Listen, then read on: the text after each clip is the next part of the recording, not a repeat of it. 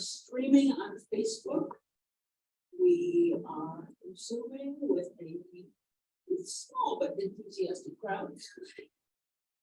And Jeremy Poelka is here to talk about the history of class. I would like to remind everybody that he is going to be doing a program at his studio on Friday, same time. At the studio, block and a half to the water.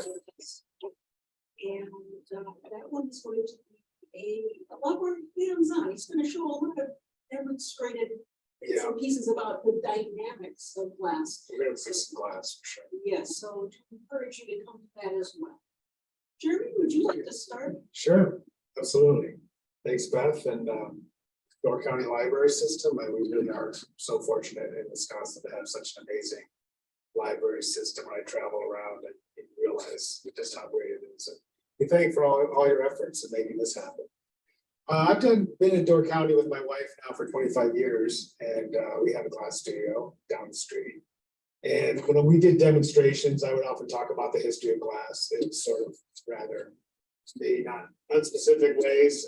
They tried to get the history right. Often I would be challenged by some of the viewers. I have to refine my knowledge, which is always good. So this is sort of a summation of all that over the years of many demonstrations and also my own research. It's fairly general in that to go into the complete history of glass, you would really need a much long epic multi-episode show, but it does cover a lot of the points that I'm interested in, and I'm really glad to answer any questions either directly or via email in the future. Talking about glass history, you can talk about human history in correlation to that, or you can look at a more broader sense in terms of what the planet's been through and also the universe. And so really glass history, as far as humans are concerned, as far as we know, is about a 5,000 year timeline there. That's kind of where we're at, looking at the archaeological record. Beyond that, you have to look what happens in nature, and there's multiple ways that glass can be created in nature. And you have to realize that humans were affected by that, by finding such objects as this. So we're looking at right now as a natural object. It's not a rusty washer that was in the street. This is actually a tektite. And tektites are formed when large bodies collide. And in the case of Earth, all the pictures I'm going to show you refer where meteors have impacted the planet. This is so uniform for a lot of reasons. Imagine sort of a cartoon trajectory where a hot thing hits the wall and splats. That's kind of what I imagined happened with this.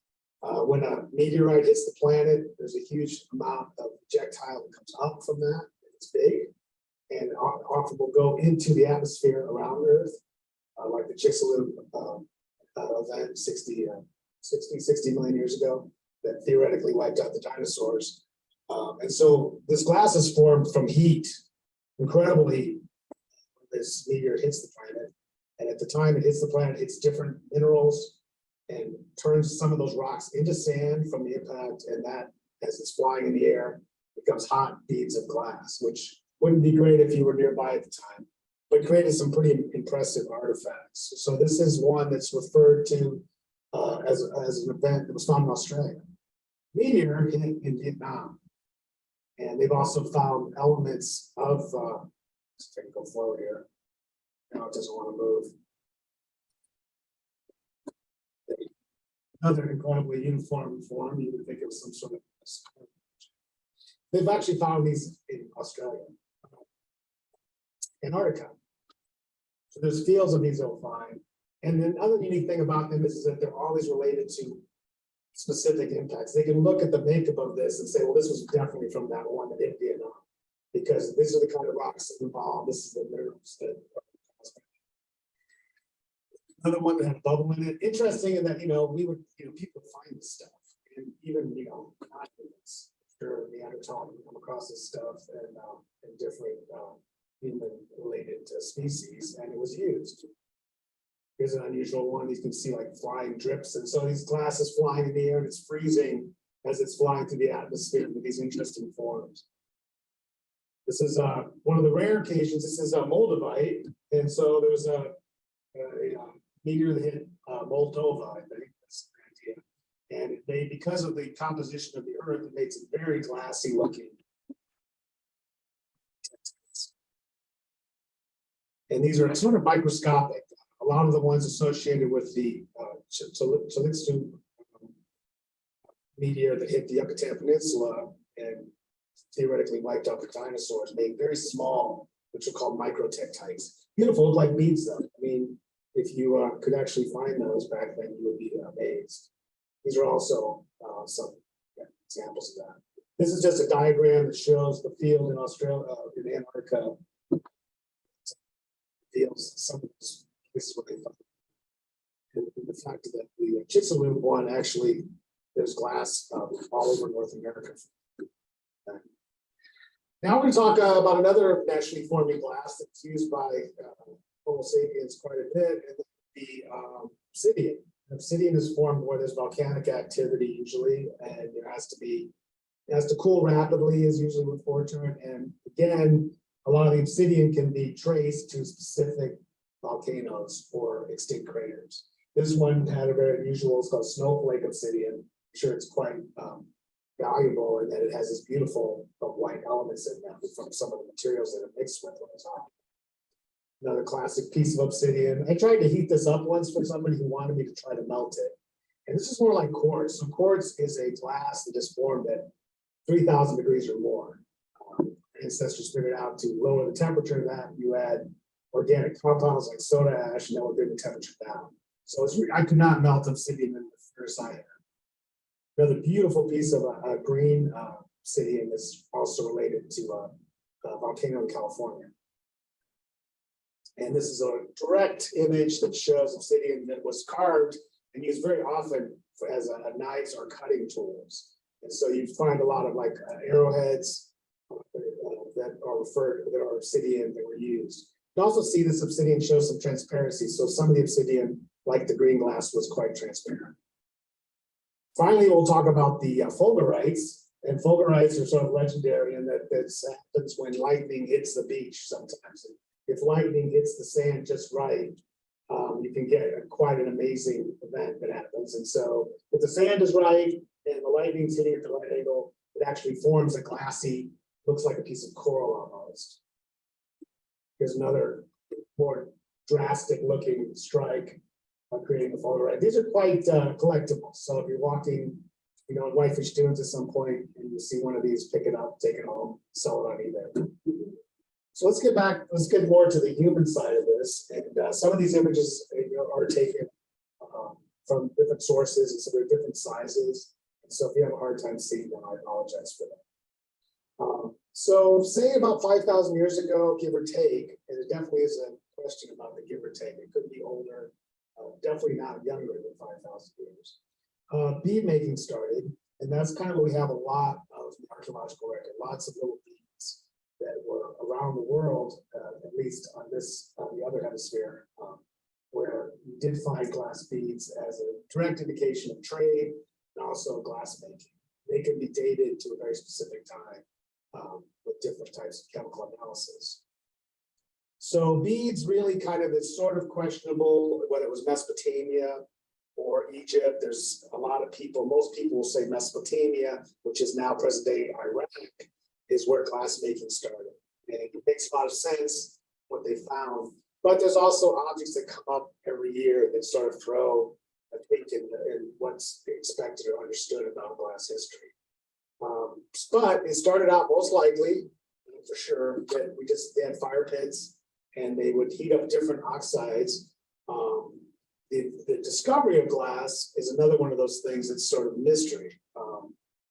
The story goes that Phoenician sailors were sailing along the coast where Palestine was, Lebanon is now, and they stopped and had a big fire, and they happened to be bringing natron with them, which was a form of organic soda that they would use in different processes. And they used that to hold up a pot to cook on. And the sand was really nice for this. And the natron melted a little bit into the sand and out dripped glass. So they realized if they added this organic compound or soda, which was the natron, into sand, they could actually make glass. That was a story that came down through Pliny the Elder, who wrote about everything. A Roman historian from the first century AD.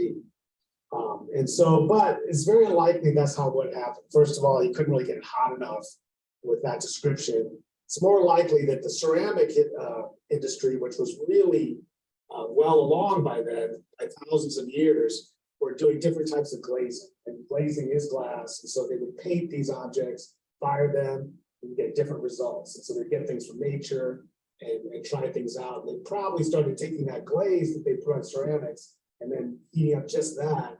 And that's how they would actually make the beads. This is an indication of a Greek, Egyptian illustration of some glass making. Let's get back there, yeah. So these are beautiful little beads that were actually found quite recently that date from around 3000 BC, and they were found in Denmark. And so these are sort of one of those eye-opening discoveries in that they knew that the Egyptians were trading throughout the Mediterranean, but then to find these beads, which were made in Egypt, in Denmark, changed a lot of people's understandings of how far that trade was. Apparently, the Danish had amber. The amber would be traded for the beads, theoretically, and then they found some of that amber in Egypt from the same period. These are some beads that come from a little earlier than contemporary beads, but not necessarily as old as old Egypt. I just put these in here just to kind of indicate how the beads were made with different colors and put together in different ways. I think these are really pretty.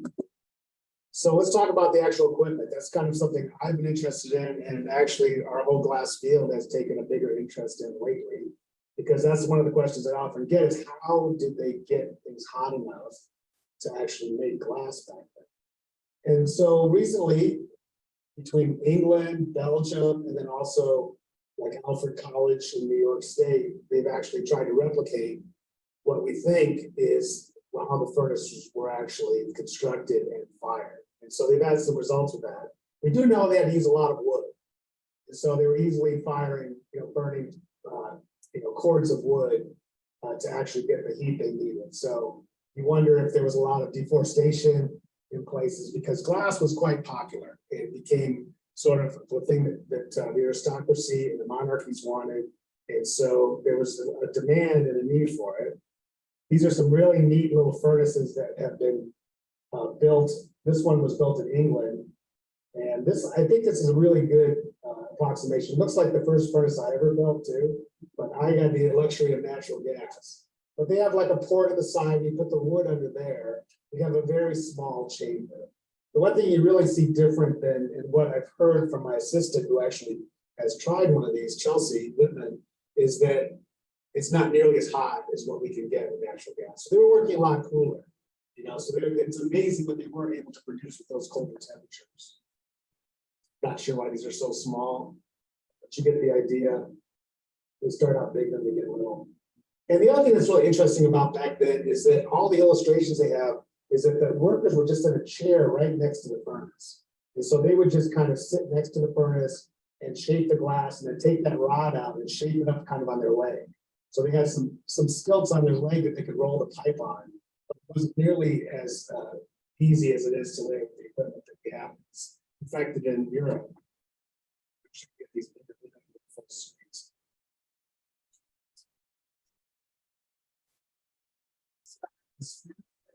Oh yeah, thanks. Not draw this illustration came from the English website. This is sort of a guess as to what a working situation would be like, or during the Roman times. So we're kind of moving up from Egypt and Mesopotamia to a little bit more Roman when you see this picture. And the idea would be that you had some sort of covering so the furnace wouldn't get wet, and then also just have a community.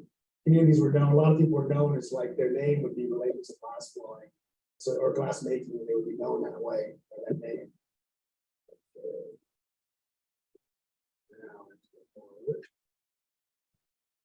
So now that I blew it up, I can't move forward.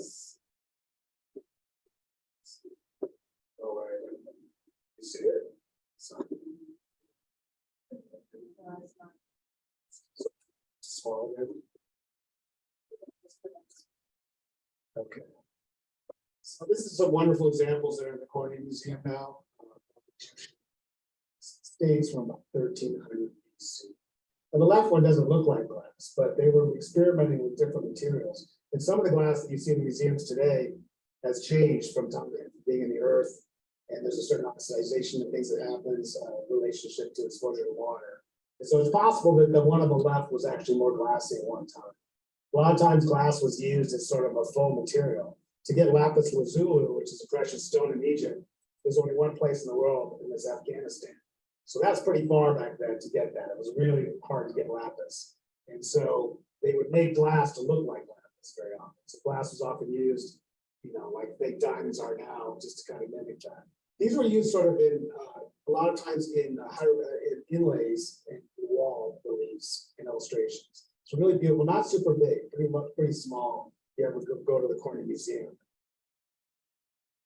They were also doing vessels back then. So this is pre-glass blowing. This is just using hot glass to make things. And so they had a kind of an ingenious way of doing it where they would actually wrap glass around organic material. So they would take something, I think the theory is they would use camel dung in there and mud, and you put that on a rod, and then you'd wrap glass around it. So they got very good at that. So eventually, once it cooled down, they would dig out all the mud, and then they would have a vessel. So you can see it was much harder to do glass prior to the 1st century BC when blowing started. But these are all done with wraps. And we can relate to this now because I do work similar to this now. We do these wrappings of different colors. And they found that if you added different minerals and components, you could get beautiful color. Blue and turquoise were quite popular.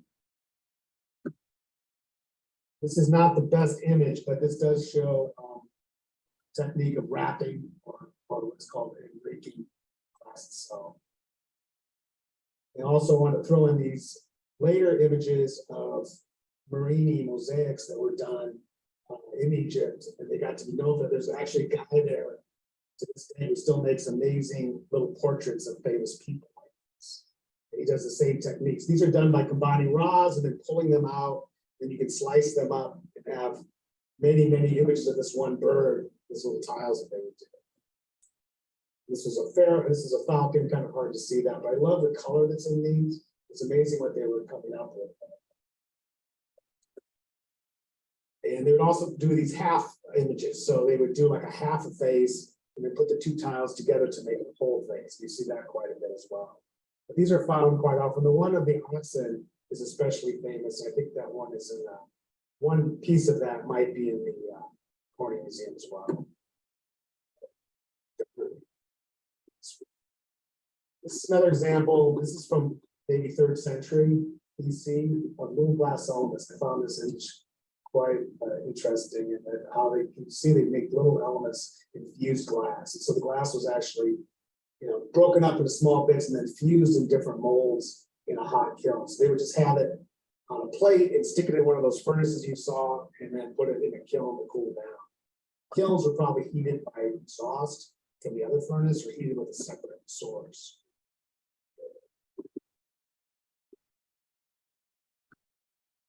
Okay, this answered a lot of questions. So the idea was all these places, Egypt, Mesopotamia, Syria, Europe, Greece, they were all making glass. And that's a lot of work to turn raw material into glass.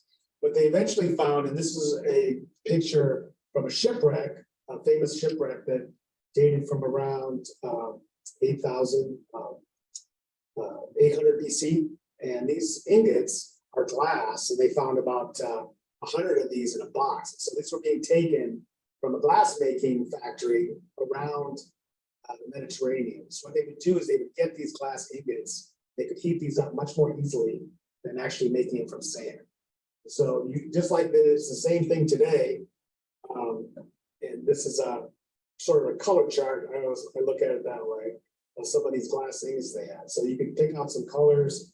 You could heat that up in your furnace much easily than heating up and turning sand into glass.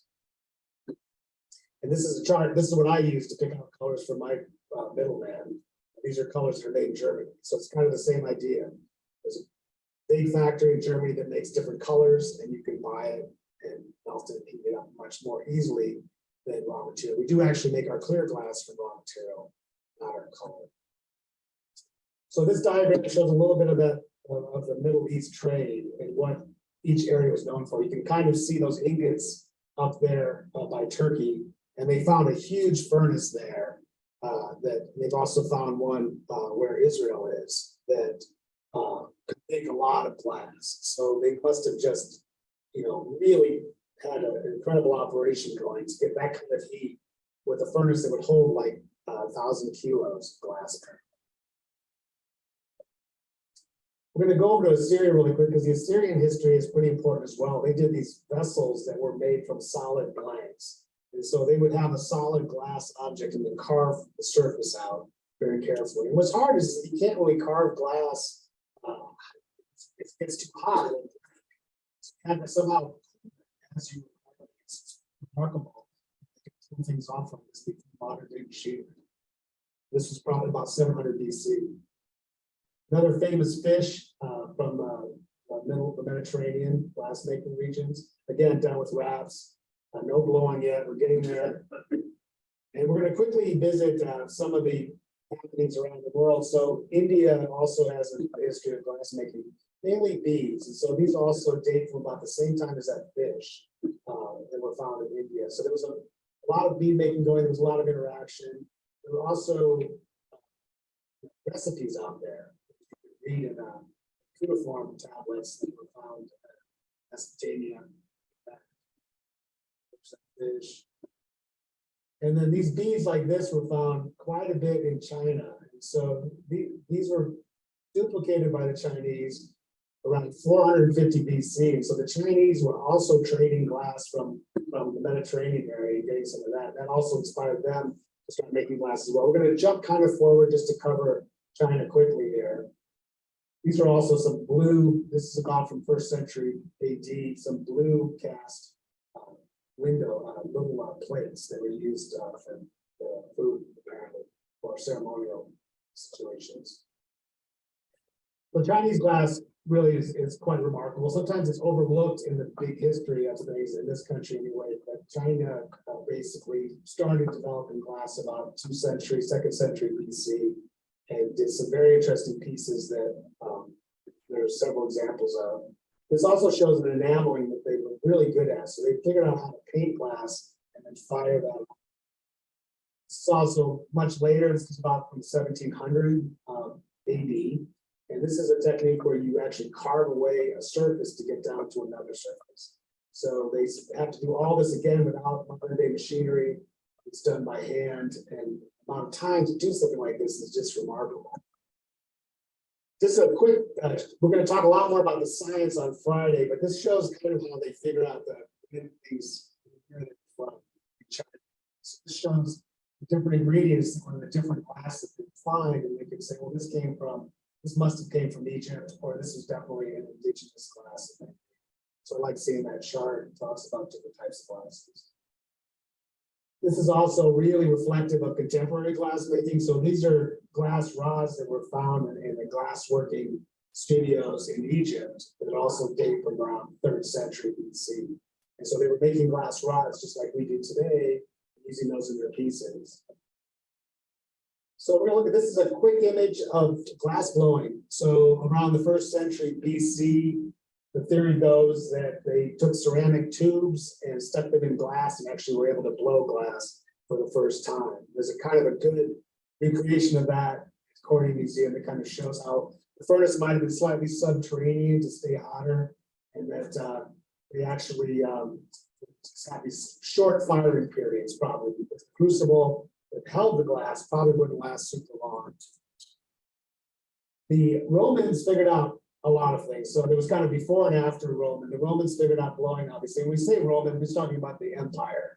And so they had the luxury of working with craftsmen when they controlled the Middle East, many parts of the Middle East.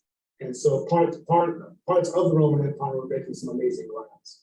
But because it was kind of stable and there was the ability to really experiment with that time, they came up with some things like clear glass, this is called Alexander glass. is considered clear glass. Just to have glass that had no color was kind of a new thing, and they realized that they could put a decoloring agent in there to get that look, and that was kind of a revolutionary new thing. Everybody liked to see that. They also were quite amazing with the color. So these are different colors that are added to it. Some of this color is completely shifted by being in the earth for 1,000 or 2,000 years. But you can see they were adding precious metals like gold in some of the glass. You got some pretty amazing effects. The skill set was remarkable too, considering the tools they were using. We're also blowing glass in molds by that. So blowing really brought glass to the more middle class, if there was such a thing, to more modern income people that could actually afford glass now, because they could blow glass and do it much faster than, say, carving glass from a blank or wrapping it around. This is also an indication of glass. This did not look like this when it was first made. All that iridescence is caused by exposure to water over millennia. Just threw this in there because probably the most ripped off history type of glass is Roman glass. If you're walking in Italy, don't be surprised if somebody walks up to you and says, "Hey, I got some Roman glass." And a lot of times it's duplicated like this studio does. It's obviously this isn't whole. But if you kind of etched that a little bit and stuck it in the dirt for a while, maybe scratched it up, you could probably, that would look very similar to a Roman piece.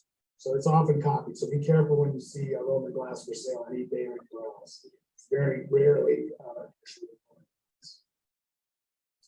one very common motif is this bowl. This is like a classic Roman bowl. What they did was they would heat up, they would cast this disc of glass and then melt it over a form. They found these things all over Europe. They're not super big, but I really like that form very much. But one of those is dug up. It's kind of exciting to see it. We're going to move the Roman Empire. We're going about, this looked like the 3rd century now. This is in France, recently discovered. There's a big deal because there's only about 5 of these in existence. This was like called a diatria, which basically refers to the person who made it, which is, it means carving glass, is what that word means in Latin. And what they found is this diatria in a grave site in Toul, France, and all kinds of things. They found beautiful hairpins, but this is probably the most amazing discovery. So this was found like maybe 3 years ago. It came out, and the thing that's amazing about this is that this is the same piece, cleaned up and put together. It's amazing what those guys can do. But look how clear it is, which is one thing. The other thing to think about is that this was made from one solid piece of glass. And so in the glass shop, they would make this thick bowl, and then they give it to this guy who was an incredible craftsman. And he would carve away all of the layers to get down to that, including the Latin there, which it's either Latin or Greek, which means live happily. And so a lot of these, the ones that they found, have very simple phrases on that are universal messages. It's not about a specific spirituality, religion. It's always about like have a good time. It's really simple. But these things were incredibly hard to come by back then even. So this is a different one. And you can see well, it's all carved from one solid piece of glass. I can't imagine how much time it take for that. One was found in like Serbia. I think there was one also found in Rome. But most of them were found in the ground, and people would be buried with these things because they were really precious objects. Often also called cage cups. Another example of mold-blown glass. So as Rome started to decline, their glass industry kind of was also affected. So a lot of glass was being made up in Germany, which was part of the Roman Empire when it was at its height. Like Cologne, different parts of there, and that kind of existed after the Roman Empire kind of folded and moved on to Turkey. And so the Dark Ages start to come into Europe, and what really changed was the focus was on Islamic glass. So a lot of times Islamic glass doesn't get enough credit, but what they were doing in Syria, Islam started probably the 7th century AD. So at that point, the amount of science and craftsmen and art was just exploding there, while things were kind of looking. So this example, the piece on the left is from the 7th century. You can see some of the really beautiful forms they were making. Some of the forms were architectural like the right one, which would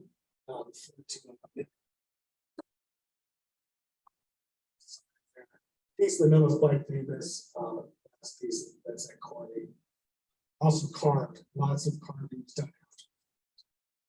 So that goes from about Islamic glass periods like 7th century to the 12th century. Then they had their own issues. This is another example of some really cool Islamic pieces. That engraving on the side on the left is remarkable and unusual. The way it's freely done, but also just the cross hatch. You don't see that a lot in any glass before this point. Then also the piece that's fused is something that was happening in Rome, but this is quite a remarkable piece of fused glass that's polished out. So it's fused as little bits of glass and then polished out afterwards. And mold blowing was something they would really make a lot of work. It was very high production there in this studio, probably Syria, where Syria is now. Another example of incredible coloration that they caught. Fired on enamels, though, usually is what it was done. Some kind of enamels were done maybe with several processes. So a piece would be made and then paint would be applied, and then you would heat it up. There's not a very good pitch there. Blow that up for a second. Really intricate, beautiful subject matter, some of these pieces. Okay. A couple more pieces from Syria. Another example of a fused bowl. This is very related also to Roman glass. It's similar to a lot of Roman pieces. There's a lot of interaction between fields. So as I just put this piece, this is one of my pieces. I put it in there because everything we did is history. So similar way, this was made, and then we make parts and we make elements and put them together. So that's sort of referential, like most of the things we do are dependent upon this history. Learn from this to do what we do. Well, some colors from Germany. This is a bowl from actually more from where Iran is now. It's also glass industry. Beautiful green color though. What they, like I did mention, the science aspect to Islam, which was really, it was a sort of golden period of science discovery. And this was a glass piece that was made apparently is for scientific experimentation.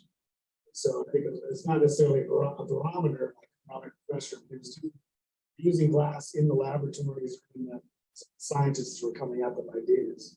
I just don't know how the things didn't blow up though, because glass is really, it has a high expansion level, this type of glass. And so it's amazing that they could do anything with hot glass like this.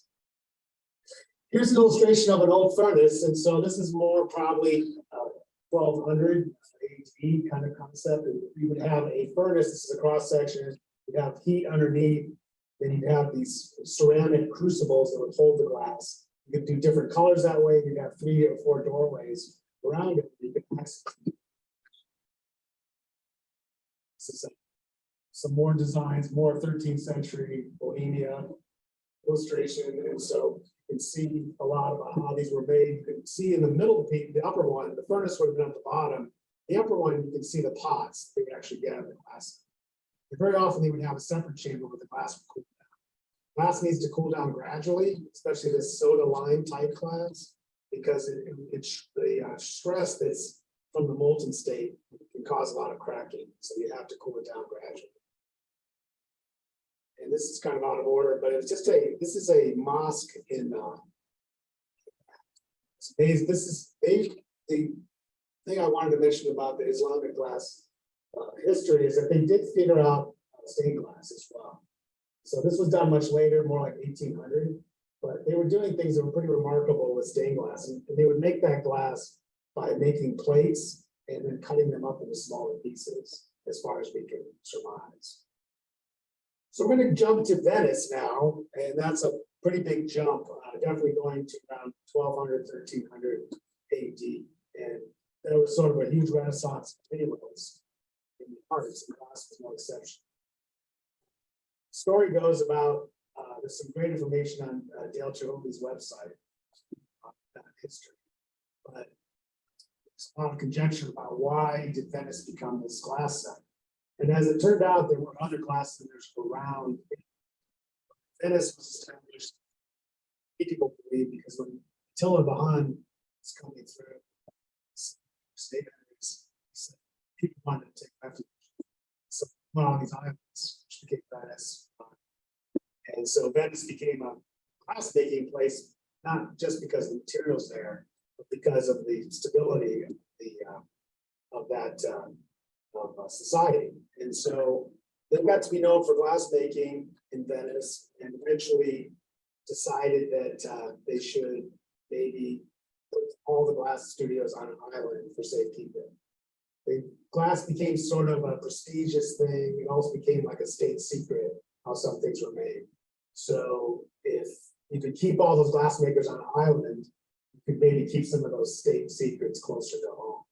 The weird thing was that they only employed people for about 9 months of the year. They said, okay, glass making time is from January till August or something like that. And the rest of the time you have to do whatever you can do, find a job somewhere else.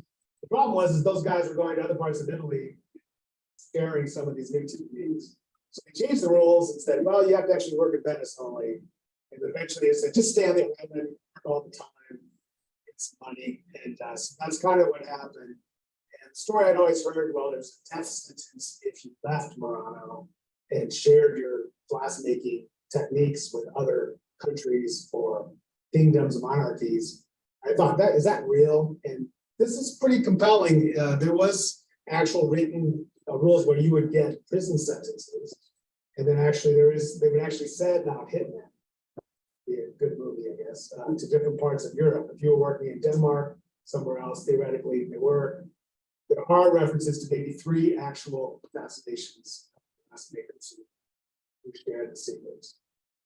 This is an illustration probably from more of the 1600s of a glass studio in Murano, and this was a visiting dignitary at that studio. But you can see the size of the furnace. That's the one thing that really catches your eye, because that is a huge furnace that needed a lot of fuel to actually be working on a weekly basis there. And this is just some indications of glass that came from around that time period. This piece is probably around 1500. That's what we've done. It's done with molds and incredible skill set. So these are the kind of secrets they didn't want to share. They didn't want their guys to be. The ironic thing is that a lot of their industry probably was heavily influenced by the decline of the Islamic glassmakers. Some of those craftsmen probably ended up in Italy. A lot of that is referred to that. Some of these examples. This indication of a piece also from Italy.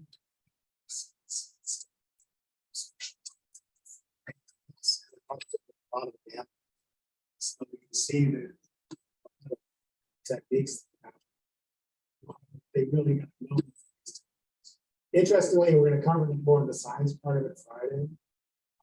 They couldn't just use sand from the beach because sand on the beach had iron and it would make all the glass green. So you'd have to go and import pebbles from rivers around Italy, grind that up into sand. That's what they avoided getting lines. So that was interesting. Love this chalcedony piece is what they call it because they have a color very similar to this. So a lot of colors, our recipes have not changed much in 1,000 years. But they were doing things like this, which were using glass rods. And if you saw this and you were in Sweden or some other glass making region in France, you would just have no idea how it's made. And eventually it did get disseminated throughout the region. But what they were doing just was blowing everybody out of the water pretty much. But eventually other countries did catch up. Okay, I'm going to blow this up real quick. This is an image from Bohemia, which my name is related to the Czech country. My name's Czech and means Cinderella. So I'm a glass slipper. But this is an indication of some engraving that was done in the 1600s in Bohemia. So Bohemia, like I said, Germany has this long history of glass making, and some of that eventually was brought to what is now the Czech Republic. And the king at the time, the king of Bohemia, brought in some of these glass workers. They established a well-known glass legacy there. And they were really known especially for their engraving. And to this day, the engraving that's done in in that area is unparalleled. So all that's done with tools and kick wheels, no electricity. That's right. I still have not gotten over there to visit that. So we're going to talk a little bit about more utilitarian glass right now. This is an image of a glass rondelle being made. And so this refers to ground glass. And so the Romans were actually making windows 2,000 years ago, very small windows that were actually used, but they were pretty rough and crude and you couldn't really see through them, apparently. Eventually they started making these big plates and then cutting squares. So you kind of imagine that's what crown glass is. So you ever go to like a cathedral or some older buildings, you might see these windows that have little marks in the middle. And the mark in the middle is indicative of the process.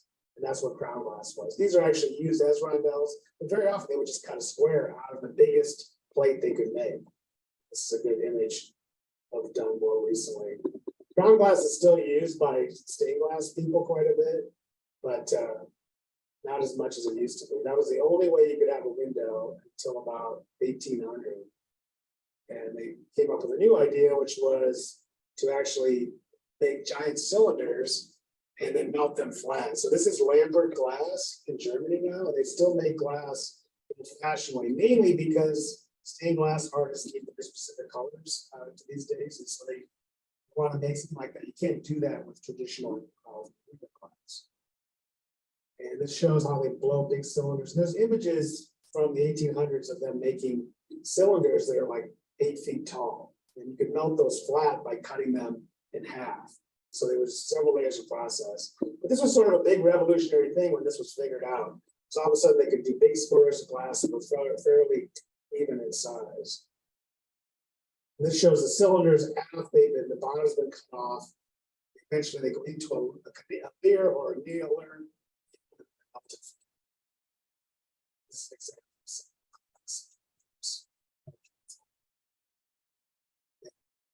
Fewer and fewer manufacturers of this around the world, so it's become even more precious. When I was visiting Seattle in June, I had the luxury, one of my friends was working for Jim Flanagan.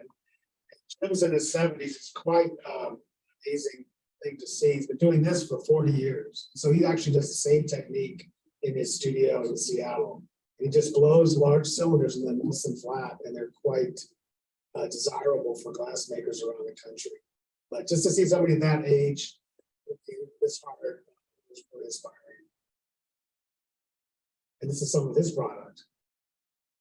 So he just had glass all over his studio, and everybody knows him that does flat glass, stained glass, because it's very rare to find this kind of handmade glass. So those all started out as cylinders. Okay, blow this one up. So what happened to bring us to the present day? There are a lot of key figures that really made a huge difference in glass history.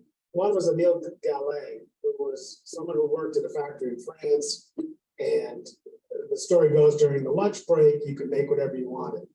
The thing about factory glass is that you have a factory that's owned by somebody, you got to make stuff to pay the bills. And so they don't want people to be too unique. They have a plan, make 1,000 cups today, and we'll just do that. But if you want to make something during your lunch, that's fine. I think you're an artist, that's great. So Gallet would make these objects and then carve them later and sandblast them, around 1890. And they're remarkable in that they're so unique. For that, there are places to do it, but you really need a factory to make glass. This is another wonderful example of one of his pieces.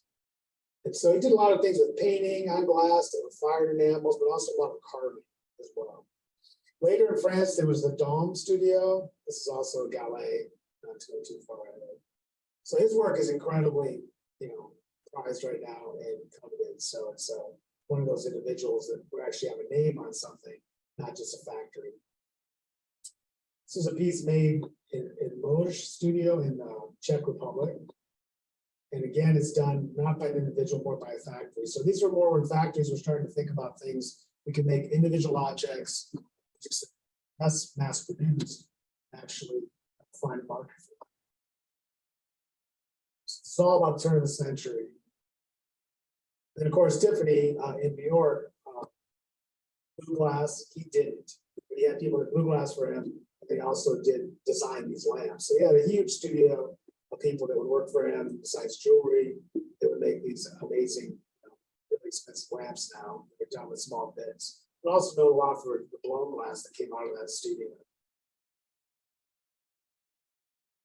Not to overlook Sweden or the Scandinavian tradition, the history in Sweden sort of paralleled what happened.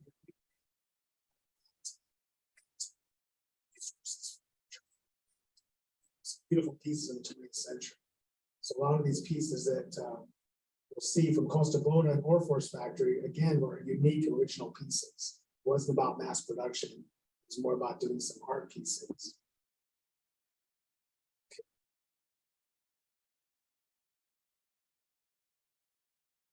So around 1960 or so, Dominique Labino was a glass worker in Toledo, Ohio, and had a European background. And he was wondering about how to build smaller furnaces. How could you do something that was outside of the factory? And so Dominique Labino is one of those key figures that eventually worked with Harvey Littleton. Harvey, this is a great picture of him. Harvey was the son of a chemist from Corning. And that his mother inadvertently discovered Pyrex, how to cook with Pyrex, because borosilicate glass was being made at the time he was a child.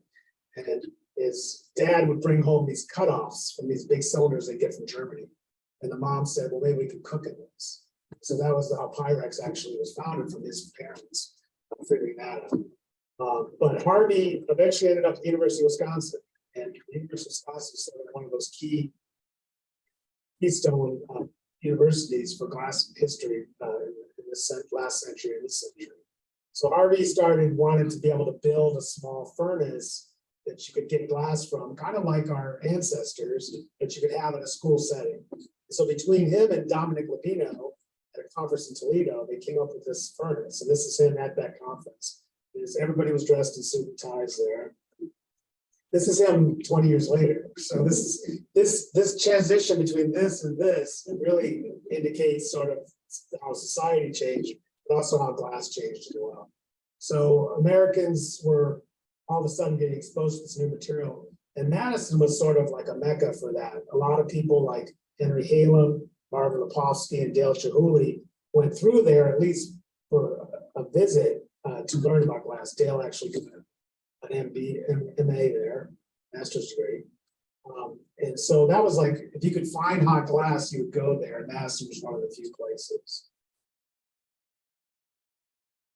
Harvey on the left was also important in terms of interacting with the European tradition. So at the same time, there were individuals in Europe that were doing very remarkable glass pieces. In this case, this is Erwin Heisch on the right. And Erwin was a man who worked in a glass factory in Germany and was doing original pieces. He was also their designer. So there were always designers in factories, and they would have a little more freedom sometimes to come up with ideas, but they still had to make things that could sell. So when Erwin started doing unusual pieces, I had the luxury in 1983 to 81 actually to be his student at the Trenchard Glass School in Seattle. And so when Erwin would work and do something unusual, in this case, these busts, and these were all these were portraits of, started using molds and making pieces considered more art objects rather than just production craft. And that sort of gave everybody permission to do things and to be free. This is a picture of my first instructor, and so Joel was the other side. Joel Myers was working at Blanco Glass Studio, and he was one of their designers and also a glass maker. And people were starting to open up studios around the country. He decided to proposition Northern Illinois University if they would make a studio, have a studio. And he went there, and they said they changed their mind. So they went down to Illinois State, and they said, sure, you can have the golf cart that we don't use anymore in your studio. And so he did that and did an amazing job and attracted artisans from all over the world. Once again, the United States became the epicenter for that. If you wanted to study in glass, you had to come to the United States, because to do it in other places, you'd have to work in a factory. So this was the beginning. Still with us today, amazing legacy there. I was there from 80 to 85. He had students from Japan, Denmark, Canada, Australia. People came from all over to work with Joel. And it's not in the golf shack anymore, but they gave us an old barn. They owned the old pig barn farm. They got to use that. So the studio is still in there. It's, amazing history there. Another one of my teachers, Marvin Lepofsky, went to Blanco when Joel was still there. Joel put an ad in the paper saying, come and work in our studio. And so the guy I showed you earlier who was making flat glass sent in his resume. He was rejected, but apparently Marvin got in the door. And I don't think it went too well, from what I've heard. But Marvin ended up setting up a studio after Madison. After working with Joel, he went out to California and started a class program at Berkeley, which eventually became the California College of Arts and Crafts, which got shortened to Arts recently, and started a program there that I had the privilege of working with him. The other thing that changed about glass in our country is that when I was showing you Harvey Littleton earlier, working by himself, standing on a bench, that was a really good reflection of Americans trying to figure out a material from a historical perspective. So people were getting exposed to glass, they were incredibly interested and excited about it, but they didn't necessarily know how to use it as art form. So we have a lot of what I call blob glass from the 70s. So people were making different objects, and they were cool and neat to look at. They didn't have a lot beyond that. So when Dale Chihuly and others went to Italy and actually saw the factory aesthetic where people were working in teams, it kind of changed everything. It changed it for me too, when Dale came to our Illinois State University in '81 with his team. We got to watch him work with a larger team to make lots of beautiful objects. Later, I was in Seattle and I got to work with him as a student at the Pilchuck Glass School. And that's not me holding the glass piece. I never looked like that, unfortunately. That's it's coming to me. But he became one of the big glass makers. A lot of people that work for Dale became things. Dale Manilio. And you don't see the eye patch if you know Dale's famous for the eye patch. He didn't have to wear an eye patch. He did lose eyesight in one eye. That's William Morris. But a lot of people work for Dale. Dale set up this environment that was almost like a factory in Milano. People that work for Dale eventually office out of their own had very successful careers, including William.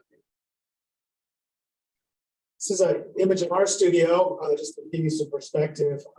We kind of rely on the motif of a glass studio that's been kind of with us for the last 50 years.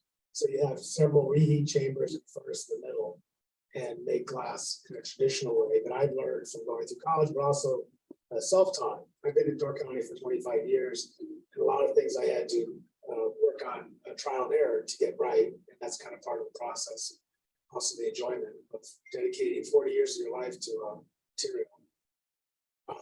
So our glass community was the 50 years of Studio Glass Plus really offers us a community. And so the community is worldwide now. And part of that is the Corning Museum. And this is a picture of my wife, Stephanie Trenchard, who's a glass artist working at Corning during one of her class there. And she's known for her casting technique. And I learned my casting from a Scandinavian artist, Bertil Wallin. And so we did a class there in 2015 and also 2017. And that's kind of the epitome, that's like the peak. If you can work there, you kind of really get the most out of being in glass because of the facilities and the people that work there are the best in the world.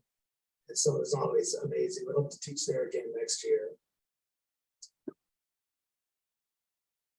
The glass community also has stretched worldwide. So like I said, Joel in the early 80s had students from Japan, from Australia, from France, from Europe. And it spread, it's still spreading to this day. So we were asked to set up a glass studio in Bangkok in 2016.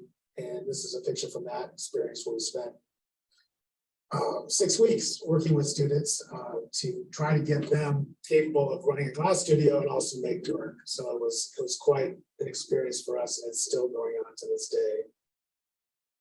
Another picture from the Corning glass facility. So Corning has taken an old idea where they do demonstrations now. It used to be where Steuben was. So Steuben was a known lead glass factory that was in Corning, New York. So that was right next to the Corning Museum for many years. And so the Steuben finally folded a lot of their selling work, and it kind of goes with the factories in Italy as well. Selling work in the old ways just does not work as easily. So they had to figure out some other way. And eventually Steuben did close, unfortunately, along with Waterford Crystal moving to Eastern Europe, a lot of places that use things in a more conventional way of a factory with designers that had to change their whole focus. And this is from the studio. They have a wonderful school there as well. Well, this is the portable studio. So they have a portable studio that goes around the country. It's also the Tacoma Museum. And so Dale Chioli, being from Seattle, it was glass there before, but he really helped to solidify the community up there from his success. So the Tacoma Museum, where Dale was born, is one of the more amazing. So it's a country that has a great collection of also studios. These studios bring people from all over the world to work in that. Really,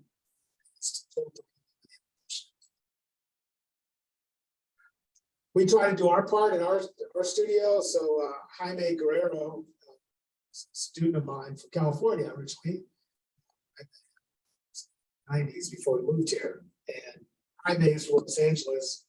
It's become one of the better known glass makers. Hello.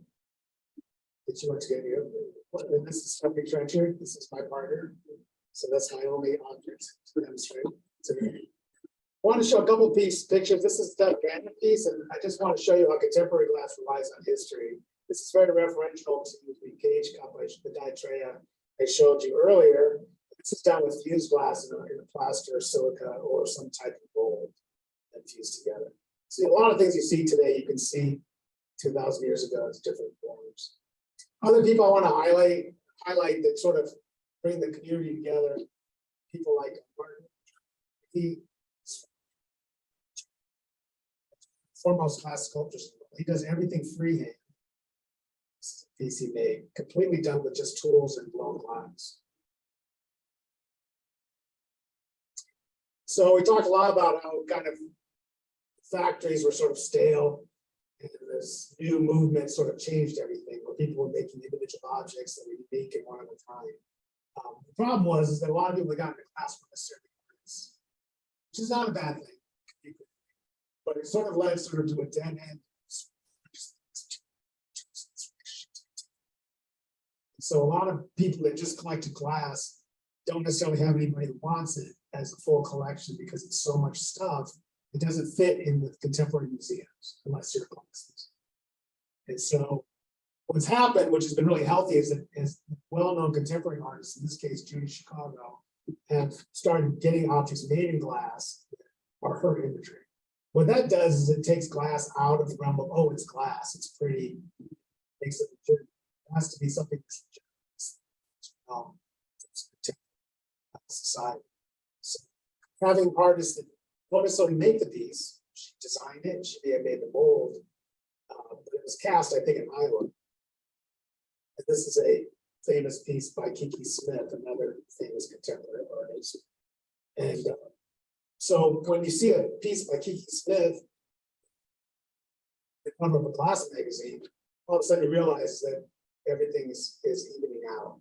All of a sudden glass will be respected as a material that can be used like oil paint, like ceramic, by contemporary artists or visual artists, and not necessarily just because it's glass.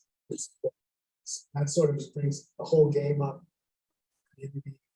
Right now, it's a much healthier community.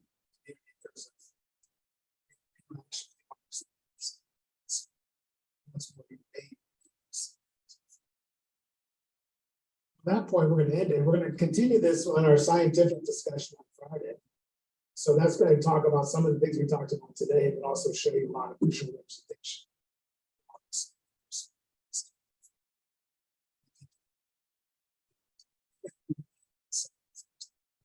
Thank you.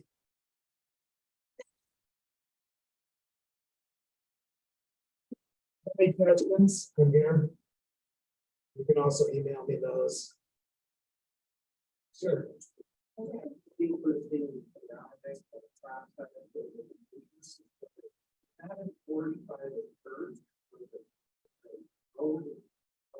Well, there was a group of 10, they called it.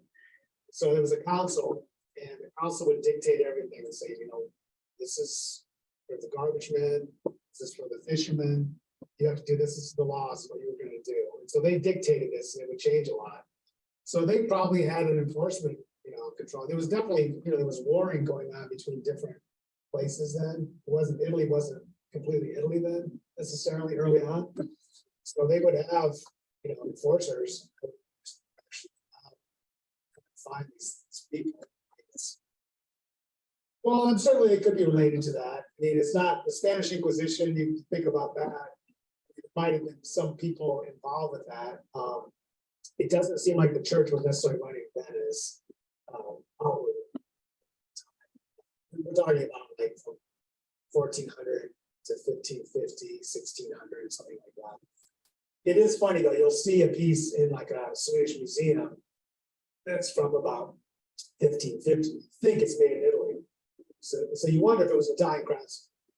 And so it was definitely like a race to do other people. So that's interesting. I'd like to know more about that history. It's just to know about how those islands were sort of inhabited out of necessity. It's fascinating as well.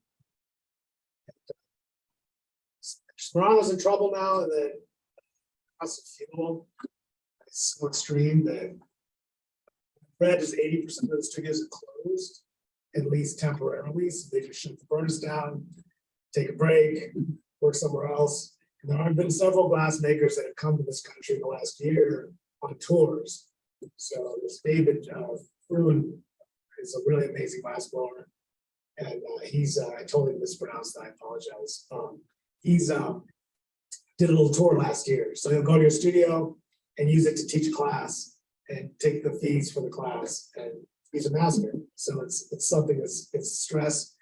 Some people think it's the end of Murano.